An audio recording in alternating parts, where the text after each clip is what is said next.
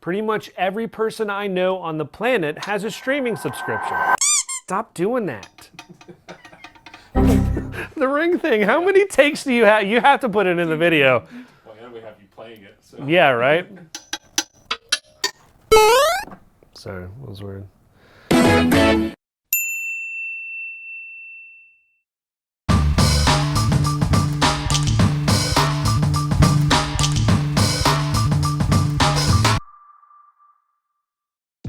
If you're a lover of all things music and the gear to play it, then be sure to hit that subscribe button so you don't miss our videos on all the latest and greatest audiophile gear right here at Moon Audio.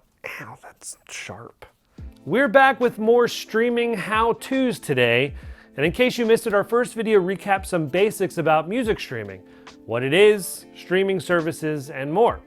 In our second video, we discussed some portable solutions to music streaming, DAPs, USB DACs, and the best ways to get the most out of your high-resolution music while you're out and about. Be sure to check out those videos for an overview or if you're interested in portable streaming. That being said, what if you just want to stream at home? Cool, we have options for that.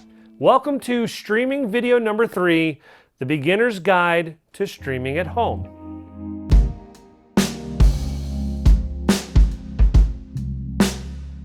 Streaming music at home can be easy, and for this video, we're going to focus on standalone music streamers that are easy to set up. Simply plug in and stream away.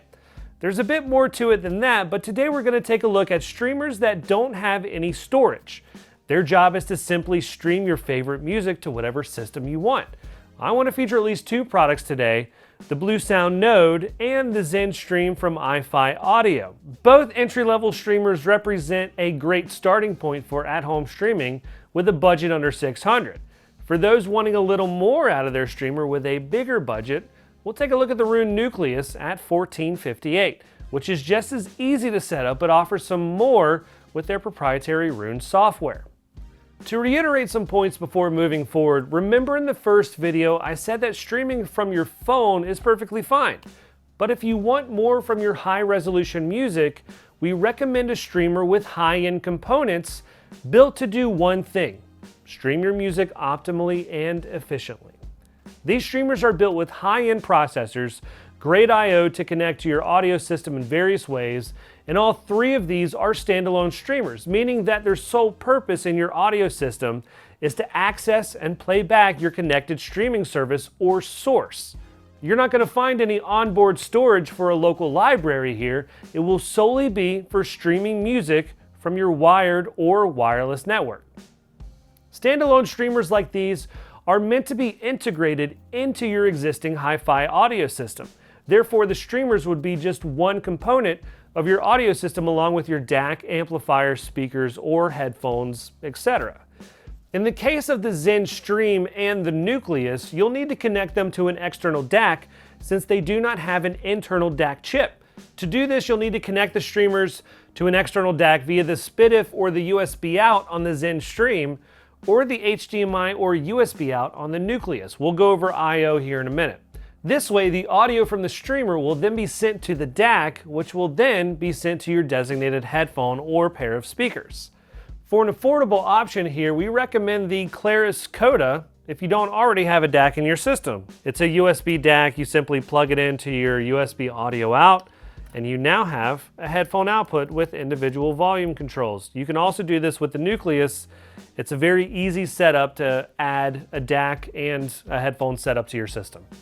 The Node has a built-in DAC and therefore has the option to direct out to a headphone with the 3.5mm jack located in the front of the streamer. It's a nice option to have, especially if you like listening on headphones and don't have the space for a full-on high-res system. That being said, you'll still get better audio quality outputting to an external DAC.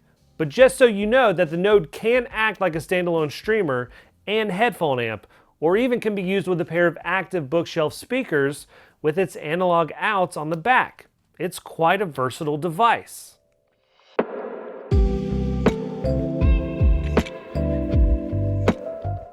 Let's take a quick look at some of the ports on these streamers. On the back of the ZenStream, you'll find the antenna connector, the mode switch, which sets the play mode for the streamer. We'll pop those up here. So first is the all-in-one, use this for the setup. Then there's Roon only, Tidal only, NAA, which stands for Network Audio Adapter only, and then DLNA only. The SPDIF output, 2 USB 3.0 ports, one output to connect to an external DAC, and the other for input to connect to external storage. You have a system upgrade port, Ethernet, and then power. On the node, you'll find a few different options. Left and right RCA analog outs, designated subwoofer out, coax, optical out, optical in, Ethernet, USB, HDMI eARC, and power. The node offers some nice connectivity features, including HDMI eARC that integrates well with home theater systems. RCA is a nice option too for direct out to active bookshelf speakers or to an amplifier. On the Nucleus, you'll find dual HDMI ports as well for stereo and multi-channel output. Why HDMI? Well, if you have an AV receiver or another device with an HDMI audio input, then you can connect it to the HDMI audio output on the back of the Nucleus.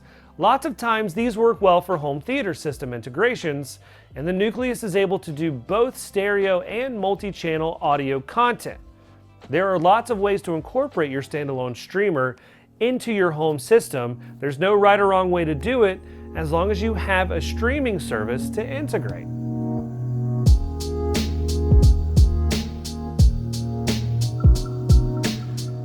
Now, if you have the option, we always recommend connecting your home streamer to your network via LAN or Ethernet.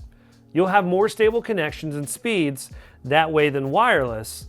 Sometimes when people have multiple access points in their home, devices can have involuntary dropouts and switching from access points depending on the placement of the connected device. So be mindful of this when setting up your streamer if you want to do so wirelessly. If you're planning on streaming high-resolution music files, you'll also need to have a decent internet download speed. Higher resolution music files are larger than lower quality MP3s and such, so making sure you have the bandwidth to support your online activity is crucial. When it comes to bandwidth, in most cases you probably won't have issues, but if you have a house of 5 people and everyone's streaming different things and you bundle lots of services on the internet, then dropouts can happen. So there's no magic number, you get what you pay for. A good download speed for streaming, we think, is around at least 100 megabits per second, and a good upload speed is 10 megabits per second. Just another thing to consider here. Luckily, the Zen, Node, and Nucleus all have Ethernet ports, and of course, that's how we would recommend setting up your network connection with these streamers.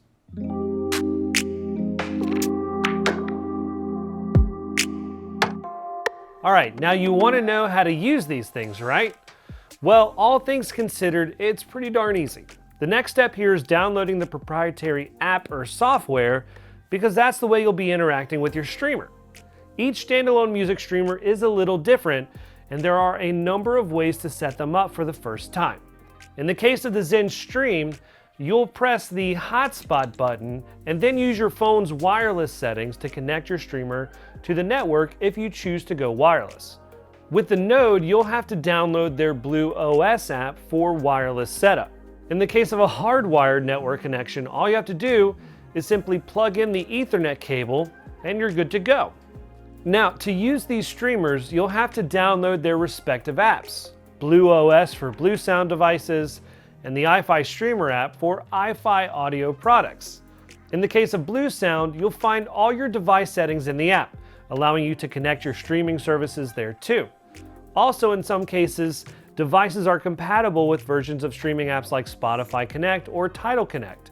In the case of the ZenStream, you'll simply go into the streaming app on your phone, and then the streamer should pop up as an option for audio output from the app directly. The Nucleus is a touch different, only because Roon software can not only control the Nucleus, but can also control the iFi and Bluesound. In fact, all three at once to create a whole house approach or multi-room setup. The Roon software is intuitive and works in the same way as the Node and Zen with integrating your streaming services, but Roon takes it one step further. Roon can take your existing local music library, your streaming libraries, and anything else you connect to it to create one huge database of information for all your music in one easy to use and well laid out UI.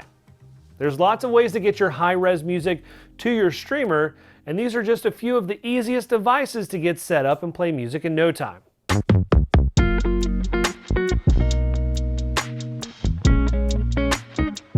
With entry-level streamers, you're not going to find any onboard storage for music files. We'll get more into pricier streamers and onboard storage and full server systems in a later video.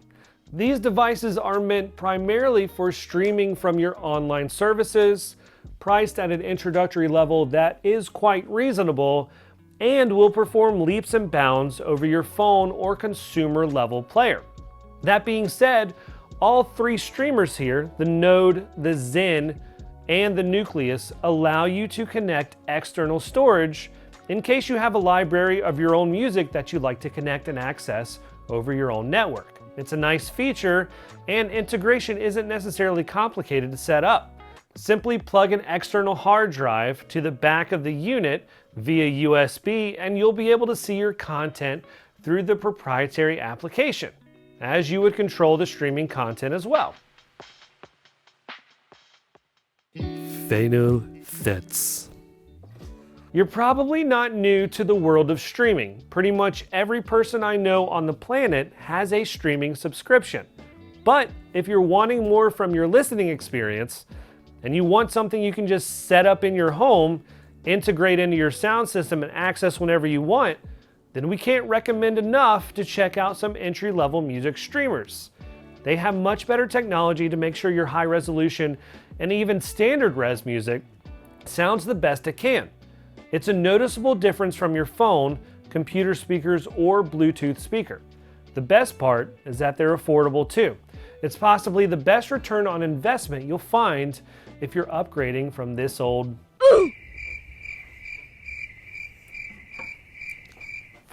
thing. Should have had it ready, sorry. If you like this video, be sure to hit that thumbs up and remember to subscribe so you don't miss our latest videos here at Moon Audio. If you have any questions about music streaming at home or on the go, feel free to leave a comment. And as always, thanks for watching.